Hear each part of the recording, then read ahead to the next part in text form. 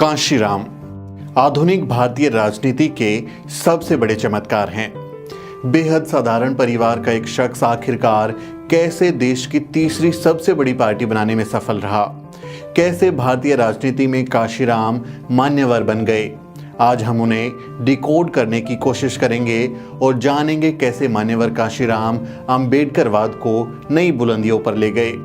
ये video the print के लिए लिखे गए अरविंद कुमार के एक लेख पर आधारित है, जिसके लिए हम उनका शुक्रिया अदा करते हैं। जय भीम, नमस्कार। मैं हूं सुमित चौहान और आप देख रहे हैं द न्यूज़ वीक। तो आइए शुरू करते हैं मान्यवर कांशीराम के जीवन और संघर्ष से जुड़ी इस दिलचस्प यात्रा को। आज़ाद भारत में बहुजन राजनीति के माध्यम से अंबेडकरवाद को नई बुलंदियों तक ले जाने वाले कांशीराम का उदय राजनीति में एक पहेली की तरह रहा है।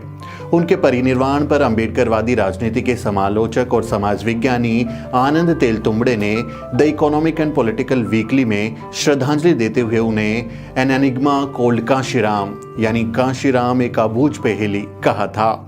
तेलतुंबड़े ने कांशीराम को अनिग्मा इसलिए कहा था क्योंकि उन्होंने सतह से उठते हुए मात्र चंद साल में दलितों और वंचितों की न केवल एक राष्ट्रीय पार्टी खड़ी कर दी, बल्कि देश के सबसे बड़े राज्य यूपी में अपनी पार्टी की सरकार भी बना दी। हजारों साल से सताई गई जनता को कांशीराम ने अपने बहुजन आंदोलन से जोड़ लिया। ये समकालीन भारतीय राजनीति के जानकारों के लिए किसी पहेली की तरह है। मान्यवर कांशीराम की लोकप्रियता आज भी बरकरार है। भारत में राजनीति का ग्रामर बदल देने वाले मान्यवर कांशीराम का उदय 70 के दशक में हुआ और उनके इस योगदान की वजह से उनके समर्थकों और उनके विरोधियों तक ने इस व्यक्तित्व के महत्व को स्वीकार किया। कांशीराम की बढ़ती लोकप्रियता का अंदाजा इसी से लगाया जा सकता है कि उन पर बनने वाली फिल्में, गाने या वीडियो इंटरनेट पर वायरल हो जाते हैं। आजकल YouTube पर उनके पुराने भाषण और टीवी चैनलों को दिए इंटरव्यू भी ढूंढ ढूंढ कर सुने जाते हैं। बहुजनों के लिए सत्ता के सिंहासन तक पहुंचने का जो सपना बाबा साहब डॉक्टर अंबेडकर ने देखा था, मान्यवर कांशीराम साहब ने उस सपने को सच कर दिखाया। बाबा साहब के महापरिनिर्वाण के बाद उनके योगदान और शिक्षाओं को एक सोची समझी साजिश के तहत गायब कर दिया गया था। उन्हें महज दलितों का नेता स्थापित किया गया और उनकी भूमिका को कांग्रेस की सरकारों ने जबरदस्त तरीके से इग्नोर किया। बाबा साहब के जाने के करीब 2 दशक बाद मान्यवर कांशीराम ने उन्हें फिर से जिंदा कर दिया। उन्होंने न सिर्फ अंबेडकरवाद को जन जन तक पहुंचाया, बल्कि बहुजनों के लिए अपने बलबूते सरकार बनाने जैसा चमत्कार कर दिखाया। आज बच्चे बच्चे की जबान पर जय भीम का जो नारा सुनाई देता है, वो सिर्फ और सिर्फ मान्यवर कांशीराम साहब की वजह से ही है।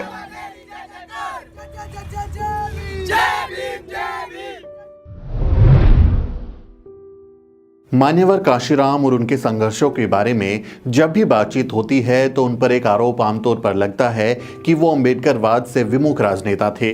अंबेडकरवाद से उनकी विमुखता के पीछे तर्क दिया जाता है कि वो सत्ता हासिल करने के लिए साधनों की पवित्रता पर यकीन नहीं करते थे, यानी वो सत्ता हासिल करने के लिए किसी के साथ भी हाथ मिला लेते थे, जबकि डॉक्टर अंबेडकर नैतिक मूल्यों के समर्थक थे। इन्हीं आरोपों की वजह से कांशीराम की पार्टी बीएसपी को पोस्ट अंबेडकराइट यानी अंबेडकरवाद से बाद की पार्टी कहा गया और उनकी विचारधारा को कुछ लोगों ने कांशीरामवाद नाम दिया। कांशीराम के जीवन संघर्ष पर लिखने वाले अभय कुमार दुबे, सतनाम सिंह, एच.एल. दुसाद, बद्री नारायण आदि लेखकों ने उनकी विचारधारा पर थोड़ा बहुत प्रकाश डाला है। लेकिन इस बीच अभी हाल ही में A.R. अकेला ने कांशीराम द्वारा प्रकाशित की गई पत्र पत्रिकाओं से उनके संपादकीय लेखों और साक्षात्कारों को हिंदी में अनुवाद करके कई खंडों में प्रकाशित करवाया है, जो कि कांशीराम के विचारों को समग्र रूप से समझने में काफी मदद करती है। मान्यवर कांशीराम के संपादकीय लेखों को पढ़ने से पता चलता है कि शुरुआती दिनों से ही उन पर अंबेडकरवाद से विमुख होने के आरोप लगते रहे थे। उन पर यह आरोप ज्यादातर आरपीआई और दलित पैंथर के लोग लगाते थे। अपने लेखों में वो समय समय पर इस आरोप का जवाब भी देते रहते थे। उनका मानना था कि जिनकी वजह से अंबेडकरवादी आंदोलन कमजोर हुआ है, वो लोग नहीं चाहते कि अंबेडकरवाद पुनर्जीवित हो, क्योंकि अगर ऐसा हुआ तो जनता के बीच उन्हें अपनी असफलता का हिसाब देना पड़ेगा। दी ओप्रेस्ड इंडियन के अपने संपादकीय लेखों में कांशीराम जगह जगह ये उद्धृत करते हैं कि कैसे उनका आंदोलन डॉक्टर अंबेडकर का ही आंदोलन है और कैसे वो इसे दीर्घायु करने के काम कर रहे हैं। इस विषय पर उनका सबसे अहम लेख अप्रैल 1989 में प्रकाशित हुआ था, जिसमें उन्होंने अपने विचार की आंदोलन से जुड़े निम्न पहलुओं के तौर पर चर्चा की, जो कि उनके अनुसार डॉक्टर अंबेडकर से ही उन्होंने सीखा था। अंबेडकरवाद की परिभाषा। कांशीराम ने डॉक्टर अंबेडकर द्वारा 1985 में स्थापित डिप्रेस्ड क्लास इंस्टीट्यूट की परिभाषा से अंबेडकरवाद की परिभाषा निकाली। डॉक्टर अंबेडकर के अनुसार depressed classes institute depressed classes के लोगों का संगठन है, जो डिप्रेस्ड क्लासेस के हितों के लिए और डिप्रेस्ड क्लासेस के लोगों द्वारा चलाया जाता है। संस्थान का उद्देश्य उन्हें वर्तमान दबी कुचली स्थिति से निकालकर एक ऐसी स्थिति में पहुंचाना है जहां उनको सामाजिक और राजनीतिक समानता मिल सके और उनके आर्थिक कल्याण में इजाफा हो। इस प्रकार कांशीराम के नजरिए से अंबेडकरवाद को देखें तो किसी भी संगठन या फिर संस्थान को अंबेडकरवादी तभी कहा जा सकता है जब ये पता हो कि उसका उद्देश्य क्या है, किसके लिए काम कर रहा है और कौन चला रहा है उस संगठन को और किसके पैसे से वो संगठन चल रहा है। ऐसा इसलिए भी जरूरी है कि अंबेडकरवादी विचारधारा जातिगत गुलामी के खिलाफ आंदोलन है, जो कि बिना आत्मविश्वास, आत्मसम्मान, आत्मनिर्भरता और स्वाभिमान का निर्माण किए संभव नहीं है। संगठन, संस्थान निर्माण किसी भी व्यक्ति या समाज में आत्मविश्वास पैदा करता है, क्योंकि उससे उस समाज व्यक्ति को पता चलता है कि वह कुछ भी कर सकता है। आत्मविश्वास व्यक्ति में आत्मसम्मान पैदा करता है और आत्मसम्मान यानी सेल्फ रिस्पेक्ट का मतलब है कि अपने सकारात्मक कार्य की वजह से खुद का सम्मान करना। स्वाभिमान का मतलब है कि व्यक्ति अपने द्वारा चुने हुए कार्य करे और लोग उसी कार्य के हिसाब से उसका सम्मान भी करें। स्वाभिमान की भावना गुलामी के खिलाफ एक सतत संघर्ष के लिए बेहद जरूरी है। कांशीराम के मुताबिक अंबेडकरवादी आंदोलन को आत्मनिर्भरता हासिल करने के लिए अपने संसाधन और संचार माध्यम यानी समाचार चैनल और संस्थान और ऐसे संगठन स्थापित करने चाहिए। कांशीराम की दी हुई अंबेडकरवाद की ये परिभाषा आज बहुत ही अहम हो जाती है, क्योंकि आजकल आए दिन बाबा साहब अंबेडकर के नाम पर कोई ना कोई संगठन बनते रहते हैं। आंदोलन की गतिशीलता। अंबेडकरवाद को पुनर्जीवित करने और उसको गतिमान बनाए रखने के लिए मान्यवर कांशीराम साहब शोधार्थियों से अंबेडकरवाद पर अपना सैद्धांतिक ज्ञान और सामाजिक कार्यकर्ताओं से अपना व्यवहारिक ज्ञान साझा करने की अपील करते हैं।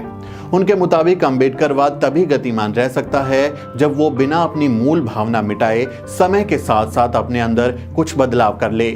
इसके लिए वो बाबा साहब द्वारा सूचनाओं के आदान प्रदान के लिए समय समय पर शुरू की गई पत्र पत्रिकाओं जैसे मूक नायक 1920, बहिष्कृत भारत 1927, जनता 1930, समता और प्रबुद्ध भारत 1955 का उदाहरण देते हैं और अपने द्वारा शुरू किए गए दी ओप्रेस्ड इंडियन, बहुजन नायक और बहुजन टाइम्स आदि का हवाला भी देते हैं।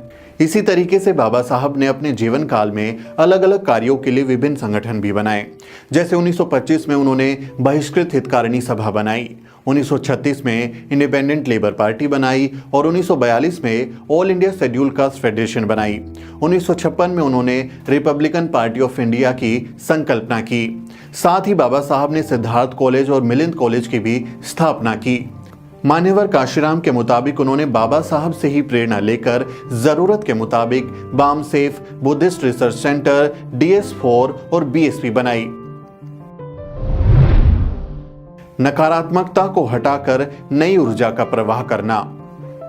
कांशीराम साहब के अनुसार आंदोलन में लगातार मिल रही असफलता, हताशा और नकारात्मकता का माहौल पैदा करती है, जिससे कि समाज में भय और निराशा बढ़ जाती है और ऐसी स्थिति यथास्थितिवाद को भी जन्म देती है, यानी जैसा चल रहा है वैसा चलने देने वाली मानसिकता, जहां लोग अपनी क्षमता पर ही शक करना शुरू कर देते हैं। इसके मुताबिक RPI और दलित पैंथर की असफलता का यही परिणाम हुआ। इसके उदाहरण के तौर पर वो बाबा साहब के धर्मांतरण की रजत जयंती पर 14 अक्टूबर 1975 को नागपुर में हुए बौद्ध सम्मेलन में पास हुए प्रस्ताव को देते हैं, जिसमें कहा गया है कि सरकार और दूसरे लोगों को हमें उठाना चाहिए, नहीं तो हम कभी उठ नहीं पाएंगे। कांशीराम के अनुसार यह प्रस्ताव अंबेडकर के 14 अक्टूबर 1956 के दृष्टिकोण से साफ अलग था, क्योंकि तब यह कहा गया था कि हम स्वयं को उठाएंगे, हम मानवता को उठाएंगे। चहुं ओर आई असफलता से उपजी निराशा को समाप्त करने के लिए उन्होंने चलता फिरता अंबेडकर मेला, साइकिल मार्च, जेल भरो आंदोलन, जन संसद आदि आयोजित किए। अपने आंदोलन को आत्मनिर्भर बनने के लिए पे बैक टू सोसाइटी की अवधारणा पर भी जोर दिया। समाज में नकारात्मकता फैलाने वाले नेताओं को चिन्हित करने के लिए उन्होंने चमचा युग जैसी किताब लिखी, क्योंकि उनके मुताबिक आरक्षित सीटों से चुनकर आने वाले नेता अपने समाज की आवाज न बनकर अपने मालिकों और पार्टी की आवाज बन गए हैं। उन्होंने ऐसे नेताओं के खिलाफ जागरूकता फैलाने के लिए पूना पैक्ट के खिलाफ धिक्कार दिवस मनाया, लेकिन इससे आंदोलन में कोई नकारात्मकता ना फैले, इसके लिए सेपरेट इलेक्टोरेट यानी अलग चुनाव क्षेत्र की अपनी मांग छोड़ दी। नवंबर 1982 के अपने संपादकीय लेख में उन्होंने इसके व्यापक कारण भी बताए हैं।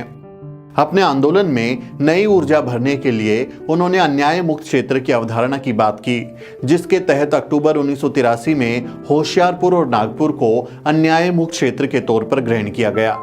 इसी कड़ी में उन्होंने जापान में बुराकू लिबरेशन रिसर्च इंस्टीट्यूट द्वारा दिसंबर 1983 में आयोजित भेदभाव के विरुद्ध अंतर्राष्ट्रीय सम्मेलन में भी शिरकत की और ऐसा ही सम्मेलन भारत में करने के बारे में सोचने के साथ साथ अपने समर्थकों से अनुरोध किया कि दुनिया भर में जहां कहीं भी भेदभाव के खिलाफ संघर्ष हो रहा हो उसके पक्ष में खड़े हों, ताकि भविष्य में उनके हितों की सुरक्षा हो सके। असमानता के प्रतीक ब्राह्मणवाद पर लगातार हमला। मान्यवर कांशीराम साहब ब्राह्मणवाद को भारत में जातिवाद की नींव मानते थे, इसलिए वो उसके प्रतीकों को ध्वस्त करने के लिए हमेशा संघर्ष करते रहे। मिसाल के तौर पर उन्होंने पूना को हमेशा ही अपने आंदोलन का केंद्र बनाकर रखा, क्योंकि पूना से ही पेशवा शासन की शुरुआत हुई थी। अपने लेखों में वो गाय को आगे करके की जाने वाली राजनीति से लेकर सांप्रदायिक दंगों में दलितों की सहभागिता पर भी आगाह करते रहते थे। कांशीराम हर अंबेडकर जयंती पर आग्रह करते थे कि बाबा साहब को याद करने का पूजा केंद्रित तरीका बदलकर मिशन केंद्रित बनाना चाहिए, जिसके लिए इसे सालाना मामला ना बनाकर रोज के जीवन का एक अभिन्न हिस्सा बनाया जाए। यानी साल में सिर्फ एक दिन अंबेडकर जयंती मनाकर छुट्टी नहीं कर लेनी चाहिए, बल्कि अपनी रोजमर्रा की जिंदगी में भी बाबा साहब की शिक्षाओं को जीना चाहिए। ब्राह्मणवाद के प्रतीक चिन्हों के ही बहिष्कार के तौर पर उन्होंने भगवान बुद्ध के बहुजन हिताय बहुजन सुखाय को अपने आंदोलन का मुख्य ध्येय बनाया। आंदोलन को आयामों पर अलग अलग लड़ना। मान्यवर कांशीराम के मुताबिक डॉक्टर अंबेडकर के बाद अंबेडकरवादी आंदोलन के असफल होने का एक बड़ा कारण उनके अनुयायियों द्वारा आंदोलन के सामाजिक, राजनीतिक और धार्मिक आयामों को एक दूसरे से मिला देना था। उनके मुताबिक खुद बाबा साहब अपने जीवन काल में इससे बचते रहे। इसके उदाहरण स्वरूप वो बाबा साहब के लखनऊ में दिए किसी भाषण को उद्धृत करते थे, जहां वो कहते हैं कि जिनकी आवश्यकता एक है, उन्हें एक दूसरे के साथ जुड़ जाना चाहिए। मान्यवर कांशीराम ने कहा कि वो अपने जीवन काल में आंदोलन के विभिन्न आयामों को एक दूसरे में मिलाने की गलती कभी नहीं करेंगे। अपने समय की समस्याओं को बाबा साहब अंबेडकर के विचार और संदेश से जोड़ते हुए मान्यवर कांशीराम साहब अंबेडकरवाद को नई बुलंदियों तक ले गए। मान्यवर कांशीराम न सिर्फ बहुजन राजनीति का बल्कि भारतीय लोकतंत्र के इतिहास का वो चमत्कार हैं जिन्हें युगों युगों तक यूं ही याद किया जाता रहेगा। ये वीडियो आपको कैसा लगा कमेंट के जरिए जरूर बताएं और साथ ही हमारे चैनल को भी सब्सक्राइब करें। मेरी सहयोगी अजरा परवीन और मुझे यानी सुमित चौहान को इजाजत दीजिए। अगले वीडियो में मिलते हैं।